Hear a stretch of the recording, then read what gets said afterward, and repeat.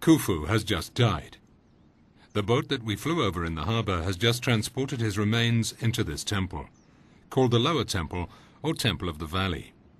Here we can see the body of the king under the purification tent, where it's washed down. This is the first step of a slow preparation, 70 days, necessary for Khufu to be reborn and achieve eternal life. These steps will be performed in succession at 4 points in the funerary complex. The Lower Temple, where we are now, then the Royal Causeway we are flying over now, connecting the avenue to the Upper Temple, and lastly, the pyramid in which the king will be buried. Here it is, this fine pyramid, the seventh wonder of the world, dominating the plateau with its 146 meters of immaculate limestone. This is a master coup, but it's not a first attempt. In fact, one does not get to design and build such a masterpiece by chance. Khufu's pyramid is part of a well-established tradition of funerary architecture. The Egyptians continued to improve their construction technology right from the very first pyramid. The stepped pyramid of King Djoser, Snefru, the father of Khufu, had 3 built, with smooth sides, including the Red Pyramid, which immediately preceded that of Khufu. This is a magnificent pyramid, smaller and less steep than the Great Pyramid, but its plan is very pure. The distribution of the funerary chambers is straightforward. A descending corridor, 2 antechambers for the funerary furniture of the deceased, and a chamber in the mass of the pyramid. All these chambers are covered with a corbelled vault, that is to say, a vault constructed of rows of stones that become closer with increasing height and capable of supporting enormous vertical loads. The Egyptians had mastered this technique a long time before. The distribution of the corridors and internal installations is in line with what is observed in the previous pyramids. And here is the Pyramid of Khufu, higher, steeper, and with an internal layout that is a total departure from previous pyramids. There are 3 funerary chambers. The first, dug very deep into the bedrock and remaining unfinished, the second in the mass of the pyramid, and a final chamber at 1/3 of the height. This chamber is extraordinary, not only because of its location between 43 and 64 meters high, higher than anything known before, but also because it possesses a flat ceiling and 4 false ceilings beneath the roof of limestone rafters. We will see that this choice of a flat ceiling profoundly influenced the structure of the pyramid and its method of construction. One could even say that it was a determining factor. As for the corridors, they are more numerous than in the Red Pyramid, some branching off from the funeral chambers with quite a tortuous geometry. Finally, there is this enormous oblique structure, the Grand Gallery, unique in the architecture of the pyramids. Such a revolution is astonishing, the Egyptians having previously developed their technology gradually from one pyramid to the next. To sum up, the Khufu pyramid presents us with 2 enigmas, one in its construction, and then the one of this evolutionary leap. To construct a pyramid, it's necessary first to choose a suitable location and establish an infrastructure. On the Giza Plateau overlooking the Nile Valley, the Egyptians find an ideal location, quite large, gently sloping, and with limestone in abundance. They start to build the infrastructures there. They have to establish lines of communication and transportation for the stone. They dig the necessary canals to transport the stone, including Tura limestone, extracted from the east bank of the Nile, and Aswan granite, quarried 900 kilometers south of Giza. There they have to house the workers. There will be about 4,000 people working permanently on the site. First, there are the construction professionals, architects, foremen, masons, carpenters, and other qualified workers. There are also the seasonal workers, for example the peasants who come to carry out a sort of pyramid duty while their fields are inundated by the flooding of the Nile. Assigned simple tasks like handling materials, they're paid in kind, food and drink, and earn their place in eternity in contributing to the building of their king's eternal monument. Finally, there are the ancillary services and all their trades, toolmakers and repairers, butchers, bakers, fishmongers. Contrary to later popular belief, there are no slaves. Constructing the pyramid is an enterprise that is both religious and social. It is the big state project that unites Upper and Lower Egypt in one common venture. Besides the canals and the towns, 2 ports are required: a commercial port for the ancillary services and a port to receive the construction materials, which we're flying over now. And here are the red granite beams from Aswan. The Egyptians extract them by striking the stone with balls of dolerite, a material much harder than granite. This is very long and very painful work. These beams were ordered right at the start of construction and will not be installed until 14 years later. Extraordinary proof of anticipation and planning. You can see now the limestone rafters from Tura that will top various chambers in the pyramid. This very beautiful, fine white limestone will also be used for encasing the monument. And right here are the limestone blocks from Tura, which would form the skin of the pyramid. This limestone had a special characteristic. It was very soft in the quarry, but hardened quickly on contact with the air once mined. Because the Egyptians did not yet know how to forge iron, the hardest cutting material they had available is copper. Therefore, they had to cut the soft stones immediately to their final form, complete with beveling. These casing stones were then numbered and shipped to the work site, a perfect example of prefabrication. We look back on the 5th year of construction, which also corresponds to the 5th year of Khufu's reign. The materials that had arrived at the port would now be transported along a wide causeway leading to the work site that we can see in the distance. The causeway, which we will call the port ramp, had a gentle slope of about 8% and ample width, enough for the massive supplies required for the work site.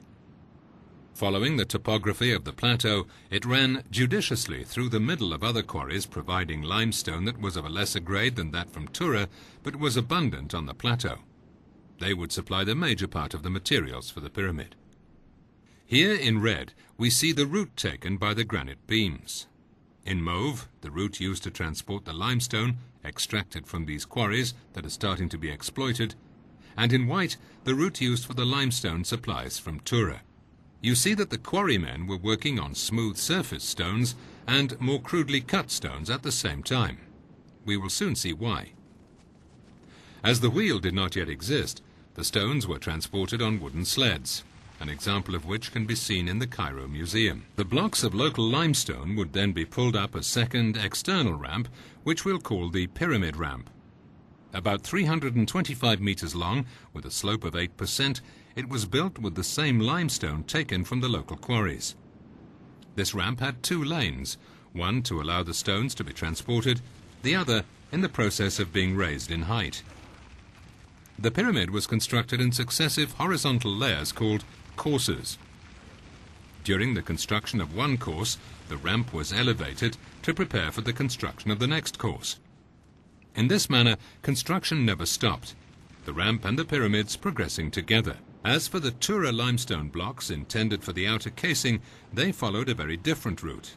They were transported via an internal ramp, also with a gentle slope, constructed behind the pyramid's surface, starting from its base. Here we can see the entrance. This internal ramp constitutes the principal idea behind Jean-Pierre Houdin's theory, the construction of the pyramid from the inside. This is the principle. The Tura casing stones were laid first. Remember that they had been cut side by side at the quarry and numbered. So they only had to be laid according to their numbers, rather like the pieces of a model, to construct a perfect casing right from the start.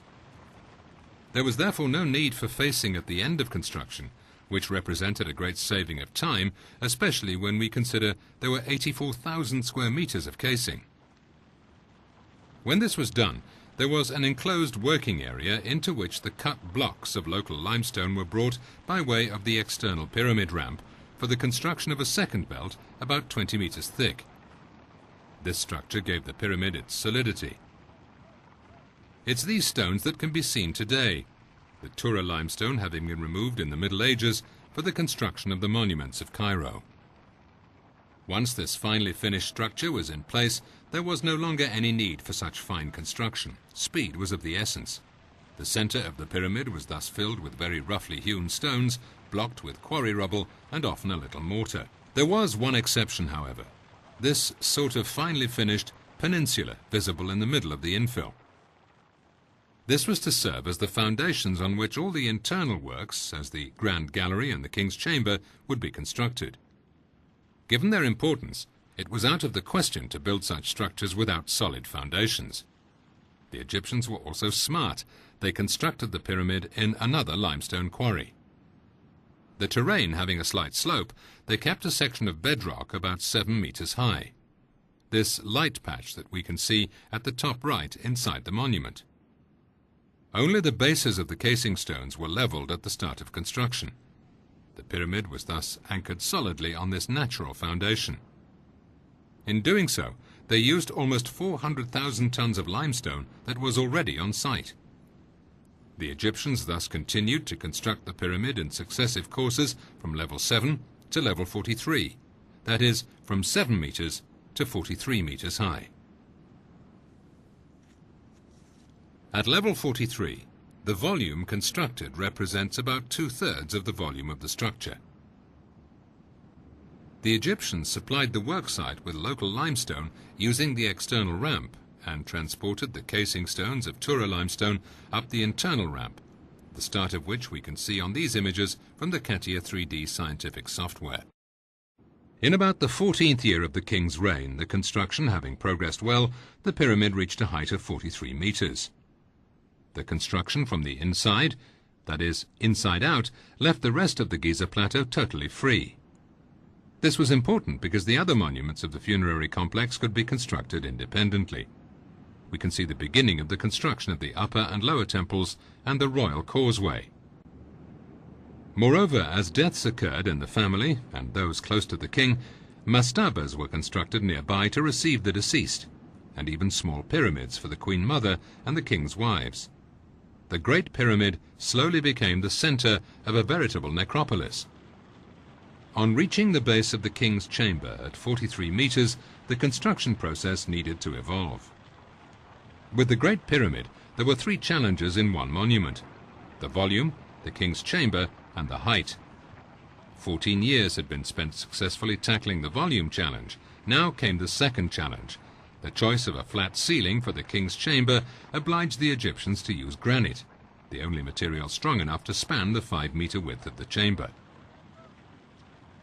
There were also 4 further ceilings above the first before the chamber was covered with a roof in an inverted V-shape consisting of limestone rafters.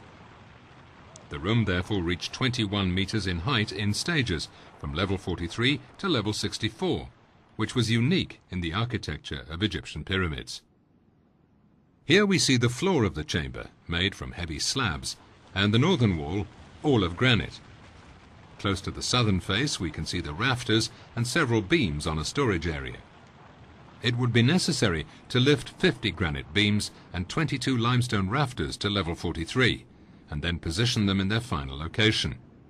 That was the big challenge of the king's chamber. How did they transport them to this height? To hoist monoliths weighing up to 63 tons to this level would need several hundred men.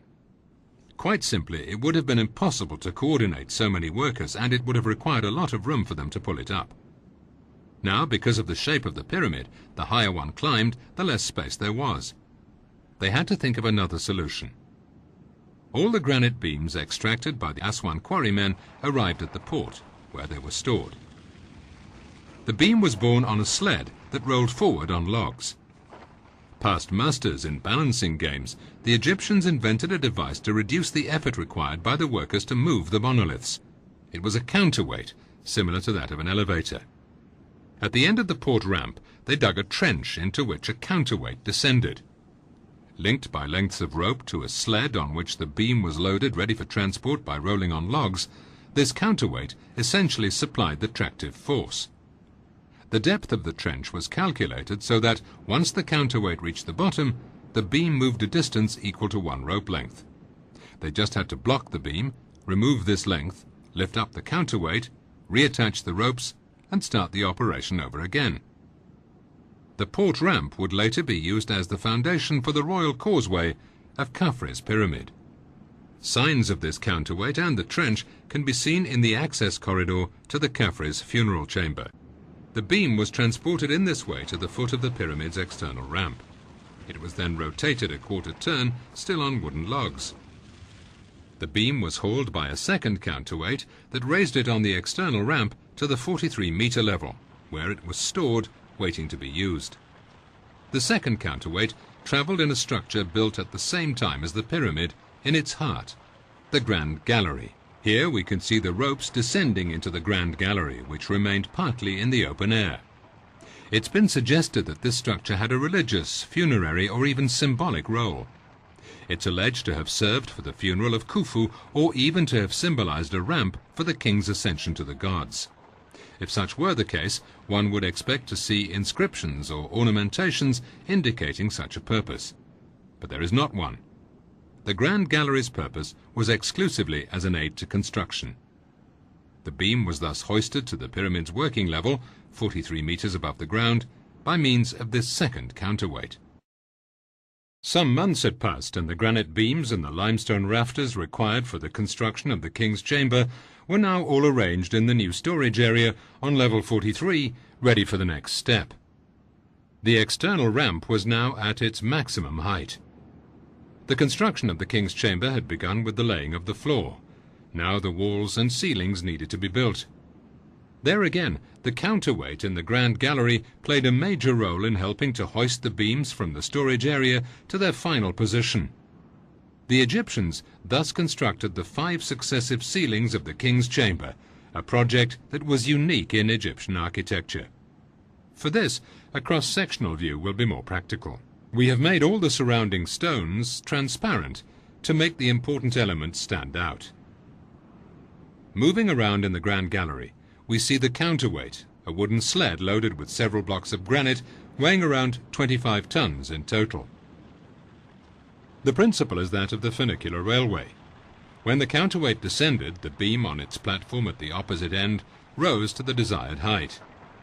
To limit friction, the Egyptians used a train of cedar logs kept in alignment by a wooden structure which travelled up the steep slope of the Grand Gallery. The counterweight frame moved on these rollers, which rotated as it passed. The system has been simulated with DassaultSystemes scientific 3D solutions, showing no problem with friction. With the assistance of the counterweight, only an estimated 180 workers at the most would have been needed to hoist the granite beams, including the heaviest one of 63 tons. An old bas-relief illustrates the transportation of a statue of more than 60 tons with a similar number of workers. So the idea appears quite feasible, historically as well as mechanically. When the granite beam arrived at its destination, the counterweight was at the bottom position in the Grand Gallery. It had to be lifted back up for a new lifting operation. The beam-carrying platform was then ballasted with around 15 small stones of 2.5 tons, easy to move, a sufficient load to reset the Grand Gallery counterweight.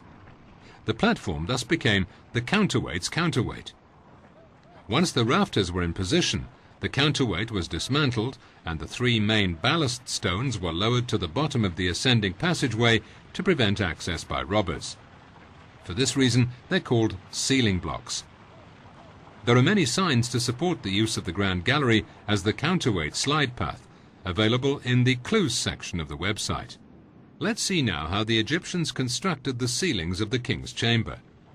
In about the 16th year of his reign, the 3rd ceiling was reached, of a final total of 5. From the storage area on level 43, the beams were hoisted to their final height by use of the counterweight. They were then hauled into place and installed side by side to form this ceiling. Each new ceiling in the king's chamber was constructed at the same time as the course of the pyramid at the corresponding height. In this way, the pyramid's construction continued to advance at the same time as the king's chamber. The Egyptians continued delivering the blocks of local limestone by the external ramp and the casing stones by the internal ramp. This internal ramp will emerge in the southwestern corner and continues from the southeastern corner. Between the two, the teams pulled the Tura stones horizontally along the edge of the storage area, which enabled them to continue using the exterior ramp. There is nevertheless one oddity during the whole length of construction of the king's chamber. The need for a storage platform at level 43 caused the temporary stoppage in the construction of the internal ramp close to the southern face. The storage platform at level 43 remained in service until the end of construction of the King's Chamber. The goal was to avoid impeding the massive transportation of stones that was still in progress on the external ramp in order to supply the pyramid's construction. The external ramp reached its maximum height at the level of the storage area. The Egyptians extended it with a ramp in an open-air trench along which we can now follow this stone. This trench climbed within the body of the pyramid, making a quarter turn in the opposite direction to that of the internal ramp. Obviously, the spiral tightened as it climbed, and as in the video game Snake, the snake would finish by biting its own tail. At a height of nearly 70 meters, this ramp had to end. Nevertheless, using this ramp and the external one, the Egyptians constructed 85% of the total volume. At this stage, two construction phases were finished, the volume and the King's Chamber.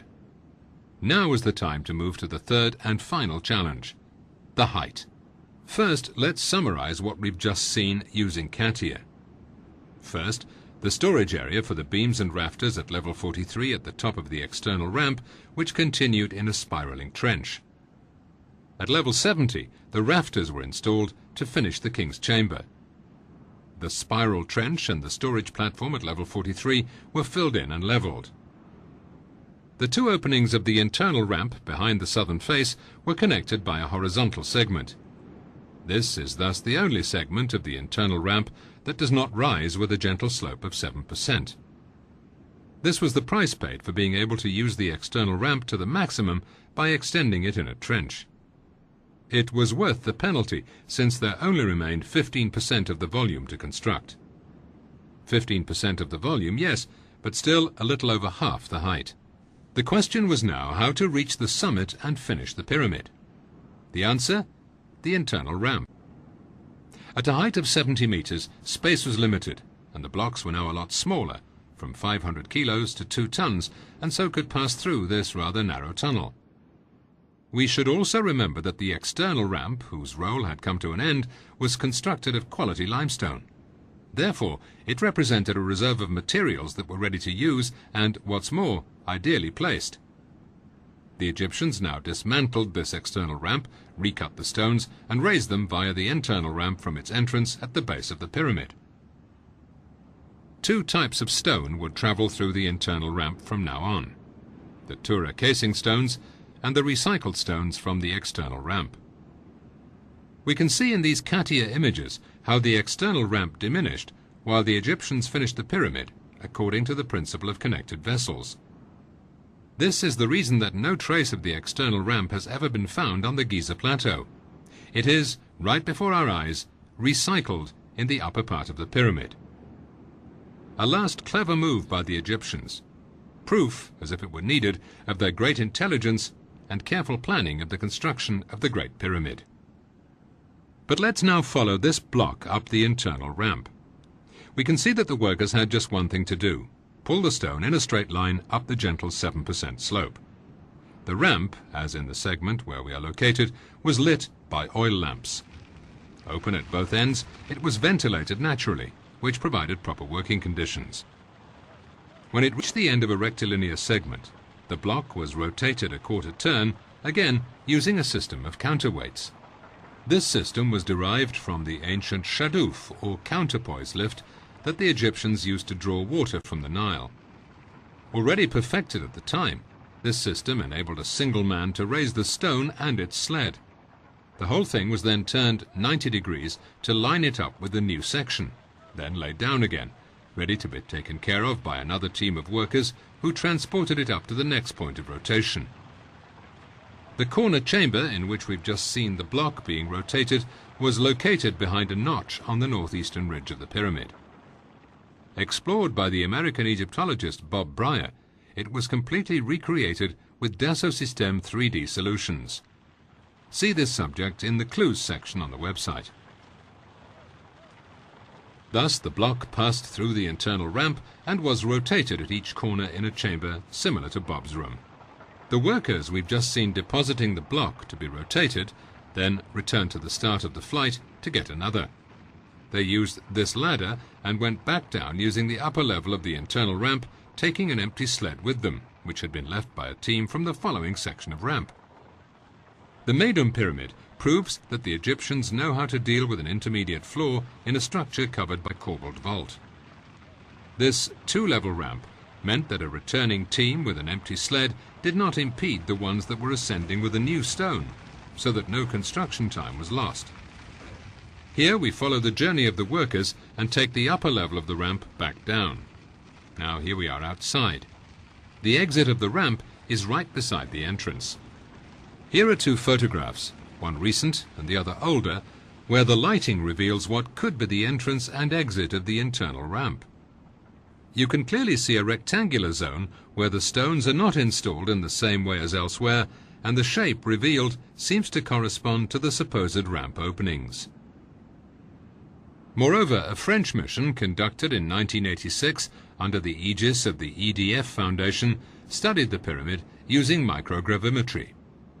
This technique serves to detect voids and is often used by EDF to check for the absence of underground cavities, for example at locations where high-voltage pylons will be erected. The technique was used here to look for an unknown room. Here we can see a plan view of the pyramid with the internal ramp proposed by Jean-Pierre Houdin superimposed on the image of the microgravimetric readings from the 1986 mission. The green zones represent areas of very low density in comparison with the red ones, in other words, potential voids. One notices a disconcerting resemblance to the drawing of the internal ramp. The yellow segment corresponds to the horizontal segment of the ramp at level 43, and the circle at the top in the right-hand corner to the room explored by Bob Breyer, known as Bob's room.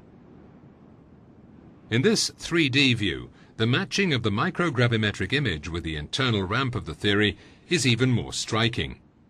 This series of corroborating indicators was encouraging, but only on-site investigations dedicated to the location of the internal ramp would definitively establish the validity of Jean-Pierre Houdin's theory. He has always favored non-destructive techniques. Interfering with the pyramid would be out of the question. Jean-Pierre first envisaged microgravimetry or surface radars. Then the DassaultSystemes teams simulated the effect of the sun on the model of the pyramid without the internal ramp and then with the ramp. These simulations showed patterns of sufficient temperature differences to make it a good candidate for infrared thermography. Moreover, a team from Laval University in Quebec City is working with DassaultSystemes to follow this promising trail. The pyramid was now finished. We know from written records that Khufu was definitely buried there. Which brings us back to the second enigma, that of his funeral. On this cross-section of the monument we can see the route of the funeral procession traditionally put forward. Entering by the descending corridor, the procession turned sharply to climb the ascending corridor. This already poses a problem because of the length of the sarcophagus. It then followed the Grand Gallery and its very steep slope, which would have made progress difficult, to reach the chamber with the portcullis slabs, and then, finally, the King's Chamber. This chamber had to be sealed after the ceremony, and it's here that the principal problem arises. The block used for this purpose is shown in this photograph, next to a person to show the scale. It remained inside the chamber for almost 1,200 years, until it disappeared during restoration work in 1998. This block can only have been put in place from within the chamber. It's slightly too big to have come through the Grand Gallery, and to have travelled through the small passage crossing the chamber with the portcullis slabs. Then there's a big problem. It would have taken about 10 workers to push this stone in order to close the chamber, which means that these unfortunate workers would have been walled up alive. This was not at all in the Egyptian funerary tradition. Moreover, Caliph al-Ma'mun, responsible for opening the chamber at the time of an expedition in around 820, found only a single body, the mummy of Khufu, in the sarcophagus. The commonly accepted route for the funeral, therefore, appears totally unrealistic. But in this case, what route did the funeral procession take? How was the chamber sealed? And how did the officiants and workers leave after the king's burial? This is what we'll attempt to understand, but first, let's go back to the preparations for the ceremony. Let us return to the lower temple, where we left Khufu in the purification tent. The preparation of the body, as we've said, lasted about 70 days, of which the major part was devoted to mummification. The first mummies probably came about by chance. Bodies buried in the desert sand were preserved in an astonishing way because of the heat and dryness. Impressed by these almost intact bodies, which the wind exposed from time to time, the Egyptians sought to reproduce this phenomenon voluntarily, convinced that perfect conservation of the body was an essential requirement for life in the hereafter. Mummification procedures were already well established during the Old Kingdom, to which Khufu belonged. The Egyptians quite understood that humidity was the #1 enemy of conservation of the body. After purification, the intestines were removed from the body. An essential component of mummification was then introduced: natron. This is a sodium salt that's formed naturally in certain lakes. The Egyptians had noticed its properties as a drying agent. And so the viscera were washed, placed in 4 vases, the canopic jars, then dried using natron. As for the body, it was stuffed with linen and sawdust impregnated with natron, and it was also plunged into a natron bath. Only the heart was left inside, the seat of thoughts and feelings. Later, it was sometimes replaced by a golden scarab. In this way, the body was dehydrated by the action of the salt, preventing any decomposition. After 30 to 40 days, the natron was removed from the dehydrated body. The abdominal cavity and thorax were filled with cloths impregnated with aromatic substances. Balms and perfumed oil were applied to the body to restore a little suppleness to the skin. We move on to the wrapping. The body of Khufu was wrapped in strips of linen, starting at the extremities, the hands and feet. For so big a king, up to 7 layers of the finest linen were used. The total area of fabric used could reach almost 400 square meters for such a high personage, and the wrapping could take about 2 weeks. Between each pair of layers, magic amulets were placed, destined to assist and protect the king in the afterlife, while the high priest chanted prayers. The mummy was then wrapped in a shroud and placed in a wooden sarcophagus. Khufu was ready to go to his last resting place. Khufu left the lower temple with his procession of officiants and mourners and was carried up the covered royal causeway. This progression in the shade symbolized that of the sun during the night. Like the sun, Khufu had to confront dark forces to carry out his emergence into light and be reborn. Just as Nut, the goddess of the sky, swallowed the sun in the evening to give it rebirth in the morning, Khufu disappears into the dark, covered causeway. We see him again emerging and entering the upper temple, which backed onto the pyramid. Some more rituals before proceeding inside for the burial proper. Like all the deceased, Khufu had to appear before Osiris. For this purpose, and also to pursue his afterlife, it was necessary to give him back his senses, and therefore to reopen the 7 orifices in his head. The high priest, or certainly the elder son of Khufu, started by burning incense in a small scepter in the shape of an arm. This was the purification of Horus. Then several liquids and resins were poured onto the sarcophagus. This was the purification of Thoth. Finally, the nostrils were touched with an implement called a setep to return breath to the deceased, and then in turn the ears, the eyes, and lastly the mouth. Khufu was now ready to appear before Osiris for the weighing of the souls, where, his speech having been returned to him, he could make his negative confession. Leaving this ceremony to follow its course, we follow the officiants who were already transporting Khufu's funerary furniture into the pyramid. In fact, the Egyptians believed that the deceased had to find all the objects necessary for everyday life, from furnishings right down to the smallest ordinary objects, in the afterlife. The funerary furniture was usually stored in antechambers adjacent to the burial chamber. And this is where the question arises of the observed departure in the Great Pyramid from the internal architecture of the preceding ones, especially Red Pyramid. As already mentioned, the internal plan of the Red Pyramid is remarkably simple. What's striking about that of Khufu's pyramid, besides its greater complexity, is the absence of antechambers. Some have assigned this role to the underground chamber or to the intermediate chamber known as the Queen's Chamber.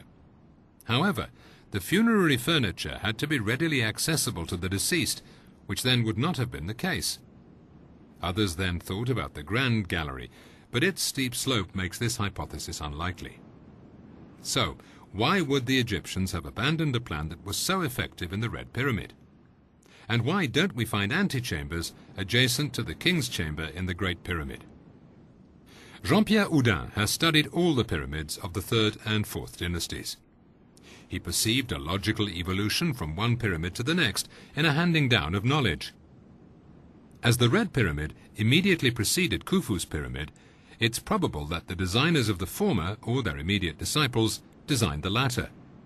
Therefore, there was no logical or practical reason to introduce a major change in the internal architecture of the new pyramid. Consequently, Jean-Pierre Houdin had the idea of inserting the same arrangement of antechambers as that found in the Red Pyramid into Khufu's pyramid, but raised to the level of the King's Chamber at a height of 43 meters and behind the Grand Gallery. This new arrangement worked perfectly in Khufu's pyramid. In addition, if we observe the result in space, it explains several curiosities in the internal plan of the structure, especially where the offsetting of the Grand Gallery is concerned. It does not lie along the monument's north-south axis, since the antechambers are on this axis. Similarly, the twisted shape of the shafts from the Queen's Chamber and the King's Chamber becomes logical if these shafts had to bypass the antechambers and the passageway that connected them to the King's Chamber. If we assume that Khufu's pyramid reclaims its antechambers, the true funeral circuit, which Jean-Pierre Houdin calls the noble circuit, becomes quite different. Therefore, the entrance in the eastern corner of the northern wall of the chamber that visitors use today is not the one the Egyptians built for the funerary procession to use. The true entrance was cleverly concealed in the western corner of the same wall. If we look carefully, we can see that the red stones form a portico which supports the load of the ceilings installed above. The yellow stones, in contact only with the red blocks of the portico, are simply infill and do not cause any load on the stone that's underneath.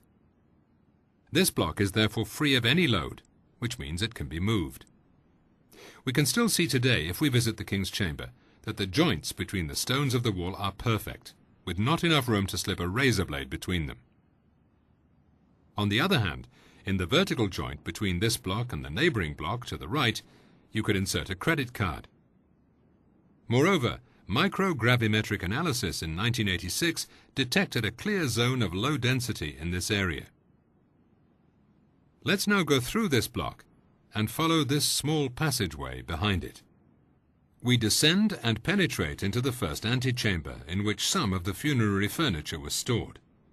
The passageway connecting the two antechambers that we're going through now is exactly on the north-south axis of the pyramid.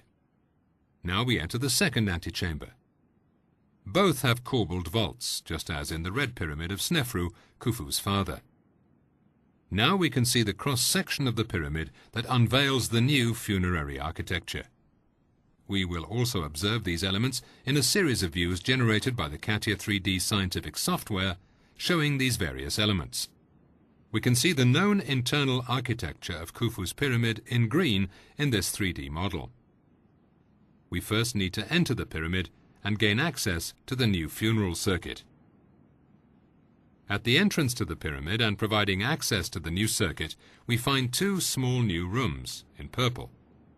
They are connected by a short vertical shaft to the ceiling of the descending corridor leading to the underground chamber.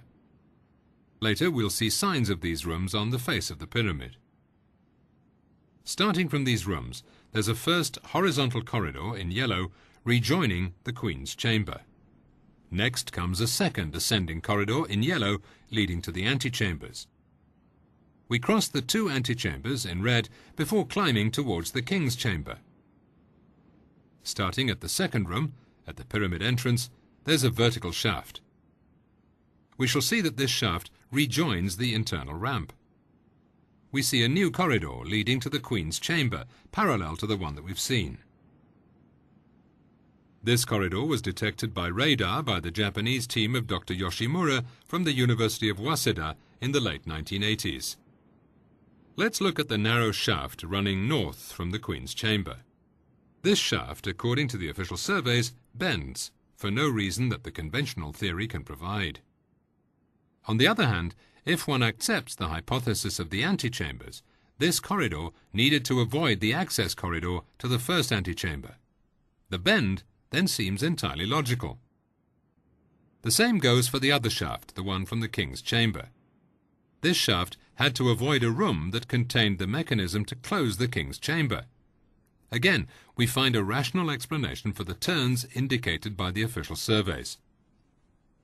So these antechambers, inherited from the Red Pyramid, fit perfectly into Khufu's pyramid without coming into conflict with the rooms and corridors that we know. Better still, they are integrated perfectly into the complicated layout of the shafts, for which they provide a logical justification. Now, let's look at the relieving chambers. In truth, these rooms do not relieve the King's chamber at all. Structurally speaking, the Egyptians could have built the roof in an inverted V above the first ceiling to take the vertical loads from the top of the pyramid. These loads are deflected sideways by this roof, a bit like water on an umbrella, and are distributed through the mass of the monument. With a single flat ceiling, this roofing would therefore have protected the King's chamber perfectly. As for the Grand Gallery, because of its sloping form, it could very easily have withstood the small loads transferred to it, working just like a buttress in a cathedral. On the other hand, if we assume the existence of these antechambers, we can see that the vertical loads deflected by an inverted V-shaped roof would have come to bear obliquely on their ceilings. And it's there that a big problem occurs. Because of their structure, the corbelled vaults of the antechambers can take enormous vertical loads, but they cannot withstand side loads at all. Consequently, it was absolutely necessary to transfer these oblique loads much higher up so that they could pass above the antechambers.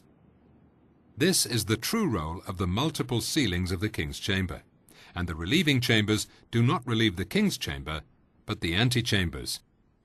The yellow arrows show the deflection of the loads by the roofing, and the pink zone is totally relieved, which effectively guarantees the security of the antechambers. On its own, the choice of a flat ceiling for the King's chamber required the construction of the Grand Gallery as a slideway for a counterweight to hoist the granite beams. As this traction system had already been built, it also allowed this astonishing structure of 5 ceilings to be built, this time to protect the antechambers.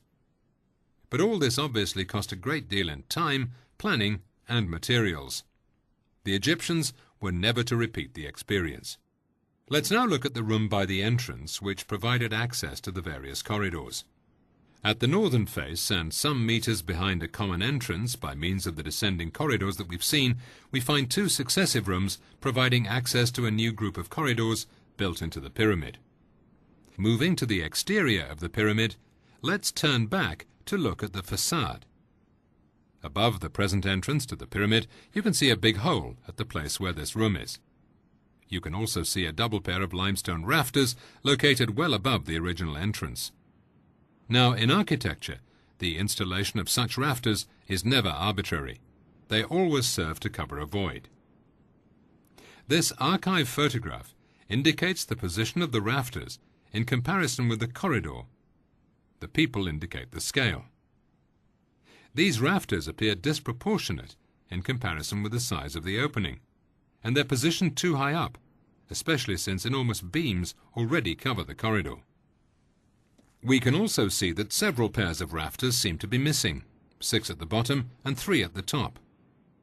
All this proves that there really was a first room above the descending corridor. A second room is located just behind the big stone, with fluting that we can see under these rafters. Let's look closer at this fluted stone, for it could only have been put into position from inside the second room. Protruding strips of mortar on the outside prove it. Remember also that the Greek geographer Strabo, who lived at about the beginning of the 1st century, wrote, "A little way up one side, there's a stone that may be taken out. When that is removed, there's a sloping passage leading to the tomb." This is the moment to follow the funeral procession as it entered the pyramid, travelling down the descending corridor for a few meters. It then climbed a shaft into the first room, and passed into the second. Climbing over the fluted rock, it reached the second ascending corridor, which it climbed up toward a new horizontal corridor that led to the first antechamber. Here we enter it, then pass through into the second one. The workers and the priests then had to climb this ladder and make their way up this corridor, and finally enter the funeral chamber by the concealed entrance in the northern wall. They proceeded with Khufu's burial and the closing of the sarcophagus of Aswan granite. The funeral procession then left the king's chamber. The priests and officiants followed this route in the opposite direction to emerge from the entrance. As for the workers, a dozen or so, they remained in the pyramid. They now had to seal the corridors, and especially this chamber, so that Khufu could rest there in peace for eternity. For the chamber, the Egyptians would use an inspired mechanical closing system installed in the bent pyramid. The stone that would close the room and be concealed in its northern wall was for the moment in a room behind this wall. Behind it, a second stone, and a third one higher up, just waiting to push the two of them toward the passageway. This wedge just needed to be removed for this stone to be pushed into the passageway, with the second one taking its place. By means of a wooden piston that they maneuvered by pulling on ropes from the bottom of the second antechamber, the workers pushed the block into the opening in the chamber's northern wall. This chamber was therefore closed from the exterior, and no one was walled up alive with Khufu. Having blocked several points on their way down, the workers pushed back the fluted stone, the Strabo stone, under the rafters between the two rooms at the entrance. Other workers sealed the entrance of the pyramid from the outside. You might think that their remaining colleagues inside the pyramid were now trapped. This was not so, because everything had been thought out when the pyramid was designed. Don't forget that the second section of the internal ramp passed just a few meters overhead. The workers simply climbed back up onto the internal ramp by way of a small shaft. Then they only had to descend this ramp to the base of the pyramid. They just had to seal the entrance, an easy operation because it was at ground level. Not far from the pyramid, a well was found dug into the bedrock, a sort of model that the Egyptians dug to perfect the details of the junctions of all the passageways. In this model, they dug a well above a junction, a detail that we do not see in the known corridors. Quite simply, because this is the one by which the last workers reached the internal ramp. In this old photograph, in addition to the probable entrances of the internal ramp, we can see several notches high up on the same horizontal line. Is it by pure chance that they're located at 43 meters from the base, at the level of the storage platform, later filled in, right where the internal ramp is horizontal? The Great Pyramid, therefore, has funeral chambers consistent with those that preceded it. Its construction, with the rudimentary technical resources of the time, emphasizes even more the tremendous intelligence of the Egyptian builders. They were completely motivated by one overriding goal, that of ensuring eternal life for their ruler, so that, alongside the gods, he could protect Egypt and its tremendous civilization. Judging from this pyramid, still standing after 4,500 years, and by the fascination that it arouses, we can say without doubt that they largely attained their goal.